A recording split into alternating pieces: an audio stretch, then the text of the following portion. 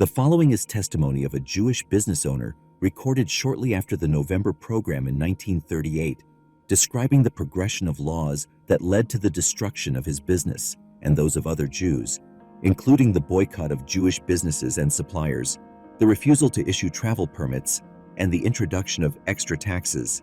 He also describes attacks on Jewish individuals and property, including mob attacks and window smashing. He goes on to describe in detail the events of the November program in his home and neighborhood, including attacks on his family and the destruction and seizure of his property. He and his brother were arrested in Munich shortly after, and he describes what life was like for him and other Jewish men at the Dachau concentration camp, including attacks and incidents he observed during his short time there. The general Judengesetze in the Third Reich are known. Before I go in detail into the events of 10th November 1938, I would like briefly to list the reasons which led to the ruin of our business. Customers started the boycott immediately after the seizure of power. It intensified continuously, not so much voluntarily as through coercive means on the part of the state and the party. However, since this did not lead to the destruction of Jewish businesses fast enough for the party, a boycott by suppliers was later instigated. First, the Reichsnachstand blocked the delivery of flour and semolina. Then consignments of foreign goods were also blocked: oil, citrus fruit, later partly cocoa, chocolate, rice. At the end of 1937, the national salt mines in Munich informed us that they would no longer supply salt. In the middle of 1938, the South German sugar works, with whom we had done a lot of business for decades, made the same announcement. At the same time, the manufacturers of branded goods partly started to block deliveries. Early on, a number of customers cited the party in cases of non-payment. Since all our demands were justified, we mostly took no notice of that, although we sometimes received directly threatening letters from the party telling us not to take any action against debtors. Initially, contact with the authorities was still polite. At the end of December 1937, the district office in Weissenberg refused to issue travel permits, which was actually 9 months before the corresponding Reich law was passed. This made any travel impossible, which would inevitably lead to the demise of most wholesale businesses. In 1938, the Finanzamt belatedly collected the sum of 35,000 marks for turnover tax. During a meeting at the Finanzamt to apply for a refund, the clerk said that if an appeal was lodged, the regional tax office would carry out a further audit of turnover tax. The only reason this did not occur was because of the events of November. The situation was such that for years it had been almost impossible to let children out on the streets on their own. Adults were also not safe from being accosted by school children. Until the start of 1938, complaints to the constabulary resulted in some peace. Later, even complaints were pointless. Window smashing was in part prevented by the glass insurance companies. Any purchases made in Jewish shops and talking to or greeting of a Jew by a non-Jew were immediately reported to the mayor, who called the culprits in. They were excluded from city deliveries, support, etc. In May 1938, hairdressers agreed not to serve Jews anymore. Individual craftsmen had already been doing this earlier. At the beginning of autumn 1938, during the Czech war crisis, animosities visibly increased. Being jostled by people large and small, stone throwing, window smashing, removal of shutters during the day were not uncommon. The unrest and nervousness increased even further when it was learnt from various Jewish Gemeinden that Jews had been forced to leave their houses on the high holidays, leaving their goods and chattels wherever they were, and sell the synagogues at ludicrously low prices, in some cases for a few marks. I want to add that my 17-year-old daughter witnessed a mob attack during the Juni-Aktion in Berlin. The Jewish girls' boarding school was attacked. A telephone call to the Berlin Überfallkommando prompted the question as to whether non-Aryans were involved, in which case it would not be a matter for the Überfallkommando. On 10th November 1938, between 4 and 5 o'clock in the morning, I heard steps in the garden. When I looked out of the window, 8 to 10 men, the SA, also called the brown shirts, were standing, heavily armed with axes, hatchets, daggers, and revolvers. By the time I woke my wife, and my 11-year-old son. A man was already in the bedroom who ordered us to go to the basement and immediately started to smash everything to pieces. The washing jug and bowl, mirrors, windows, furniture, doors, etc. After we, which included my sister-in-law and daughter, had been in the basement for a short time, I was called up. When my daughter wanted to come with me, she was pushed back. Somebody yelled at me, "Du lump, you know that since 12 o'clock midnight, you have been declared fair game for us. Give us your documents."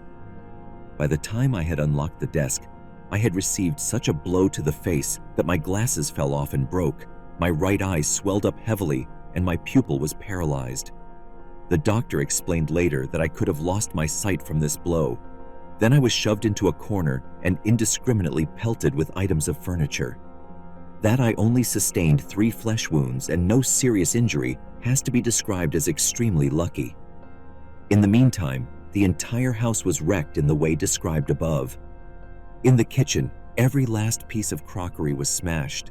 In the basement, my wife was hit on the head with a full tin of food. The women had to smash wine bottles and jam jars themselves. After the SA came the mob, then the school children. Each party destroyed and stole yet more. It can be stated without any doubt that the SA took away the contents of the writing desk: a gentleman's gold wristwatch, a new gentleman's wristwatch, 120 marks in cash, a wedding ring, a necklace. A lady's gold wristwatch and a girl's ring were also stolen on the same Thursday. It should be added that a part of the large tiled stoves and the grand piano were also destroyed. By the time my wife got round to packing a few days later, all the wardrobes and drawers were almost completely empty, so that almost all the clothes and most of the underwear had been stolen. All Jewish homes were treated in this way. On the 10th November, after the various destruction operations, we were allowed to pack some underwear and clothes and had to go to the railway station through rows of the rabble and accompanied by their jeers. Some who remained were badly mistreated the same evening, partly by the SA. In the Rathaus, the 70-year-old doctor was so upset by it that he took his own life. The remaining Jews had to leave town the following day, which brought the century-old Jewish community to an end. We went to Munich, where I met my brother who had traveled a few hours earlier. After a short stay, my brother and I were arrested. After various personal details had been taken down, we were taken to Dachau. There, various personal details were recorded again. We were photographed and had to wait for hours until we got to the bathhouse. There we were brought before the doctor after the bath and had to announce, "Schutzhaft Jude, respectfully reporting." Because we had not announced ourselves loud enough, we were slapped round the face in front of the Stabsarzt. Examinations were not carried out. We were simply asked, ill or had an accident. After the examination, we came out into the open from the warm bathhouse, dressed only in short shirts, socks, trousers, and cotton drill jacket. We all had to stand until midnight, whether we had been imprisoned early that morning or later. SS men watched us, and if anybody was seen not standing to attention properly, there were slaps around the face and shoves. After 12 o'clock, we were led to the barracks. There we received the only food of the day, tea and Kommissbrot. The barracks themselves were split into 4 dormitories. Each dormitory consisted of 2 rooms, intended for 50 men. However, they were occupied by 200. The washroom and toilet were accordingly insufficient. Initially, 4 men had to make do with 1 towel, which was also used for drying the crockery. Later, towels and underpants could be bought in the canteen. The daily routine was roughly as follows: wake up at 5 o'clock, wash, coffee. We were allowed to eat in the barracks, but there were blocks where almost always one had to eat and drink outside standing. This depended on the Stubenältester, an Aryan prisoner, who, of course, were never taken to task by the SS in charge for bad treatment of the Jews.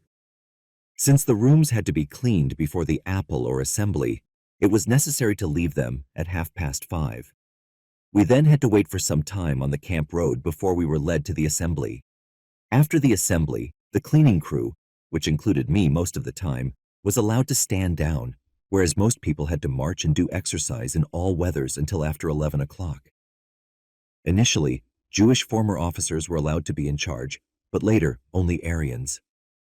After lunch, we usually had 30 to 60 minutes free time. Then it was assembly again, marching and exercise again, and after a short break, evening assembly.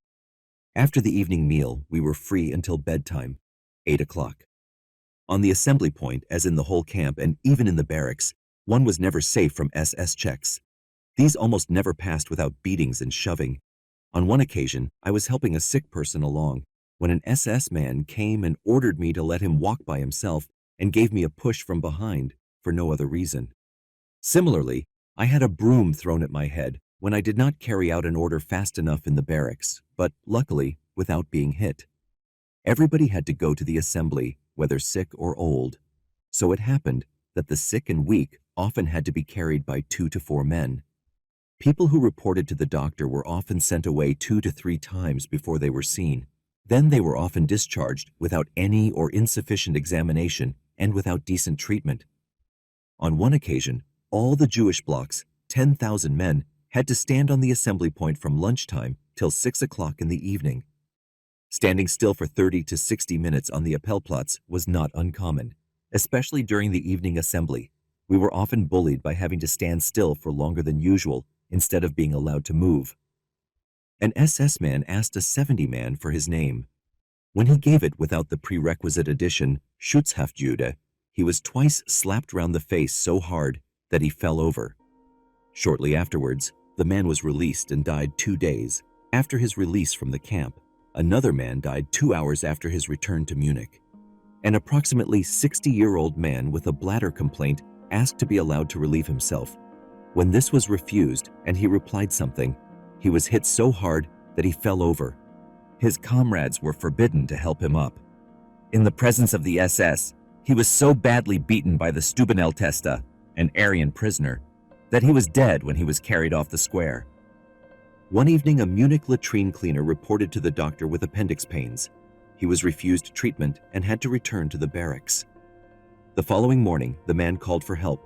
A few minutes later, a colleague had to confirm that he was dead. It could not be ascertained whether a ruptured appendix or heart attack had been the cause. On release day, after having coffee, we had to stand from 5 o'clock in the morning until the train left Dachau at 4 o'clock in the afternoon without any other food. Even whilst I was still in Dachau, my wife was threatened that I would not be released from the camp until my siblings abroad had their mortgages on my property cancelled. In fact, although I was released earlier, I had to sell my house for 14,000 marks, which had a value of at least 23,000 taking all the warehouses into account. A further 2,500 marks was deducted from that for damages caused by the SA. In the above report, I have, almost without exception, mentioned only facts that I have seen with my own eyes. Anything else, especially from other blocks, I have left out, even if it had been reported by an absolutely trustworthy source. The United Kingdom declared war on Nazi Germany on 3 September 1939 after the German invasion of Poland. After the defeat of France in the spring of 1940, the British Expeditionary Force withdrew from the European continent. Although the Channel Islands near the French coast did fall into German hands, from the summer of 1940 until 1945, mainland Britain resisted German invasion and became a refuge for many governments in exile and refugees of the occupied countries in Europe.